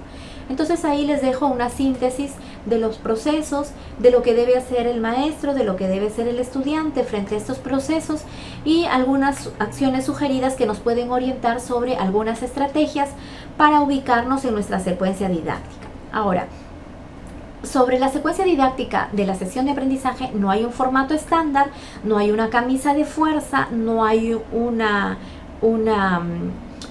conjunto de fases cerradas, pero sí hay, en cualquiera que sea nuestro formato de sesión, vamos a tener un inicio y un desarrollo y un cierre, que es lo que nos va a permitir direccionar las estrategias o las acciones, ubicándolas de acuerdo a nuestros procesos pedagógicos. Entonces lo que les dejo en esta vista es una sugerencia de cómo se puede implementar, teniendo bien en claro que una secuencia didáctica, como los procesos pedagógicos, son recurrentes y pueden ocurrir más de una vez a lo largo de la sesión.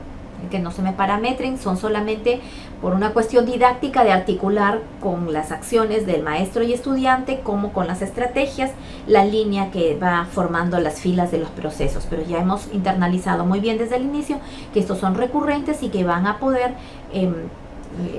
atenderse más de una vez a lo largo de la sesión.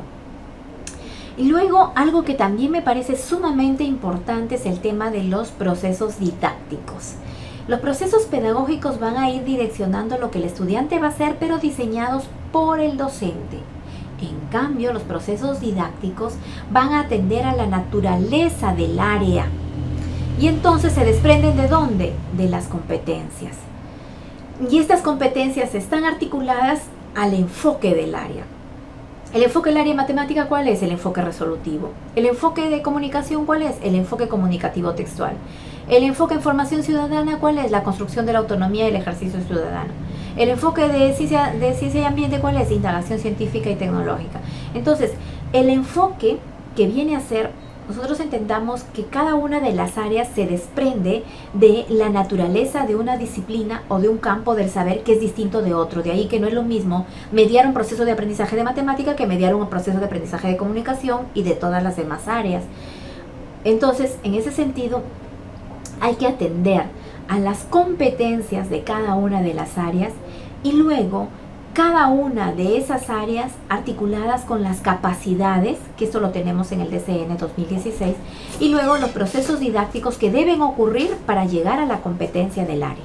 Entonces, esto es los procesos didácticos, que también se los dejo en esta vista como una manera de síntesis. Es un proceso, son algunos alcances que hemos construido en el equipo de Auge Perú para poder visualizar de una manera más clara algunos maestros nos decían en los talleres que trabajamos presenciales, es un insumo. Yo voy a preparar mi clase de comunicación y voy a ver mis procesos didácticos y mis competencias, mis capacidades y mis procesos didácticos. Entonces es como un elemento bastante ágil y práctico que nos puede permitir mejorar nuestra planificación como nuestra evaluación.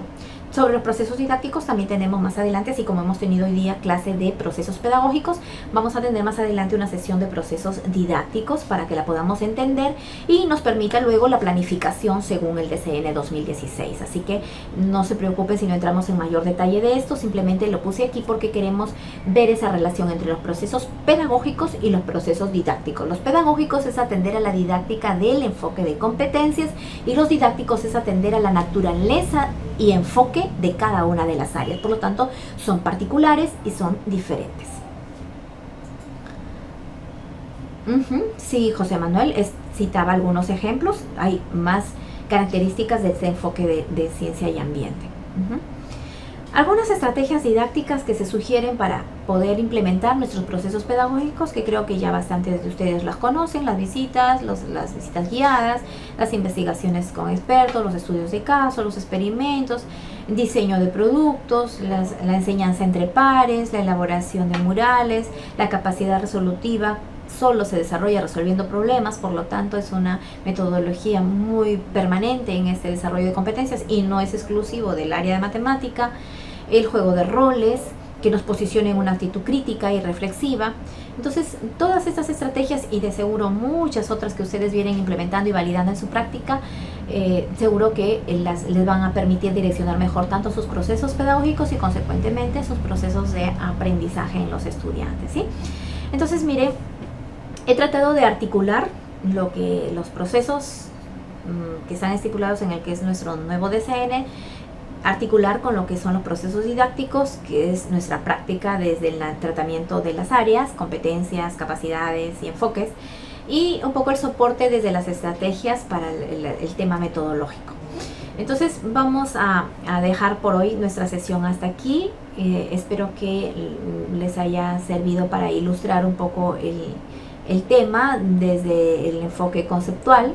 Yo sé que en la práctica es el terreno más exquisito para validar todo lo que acá tenemos como síntesis teóricas.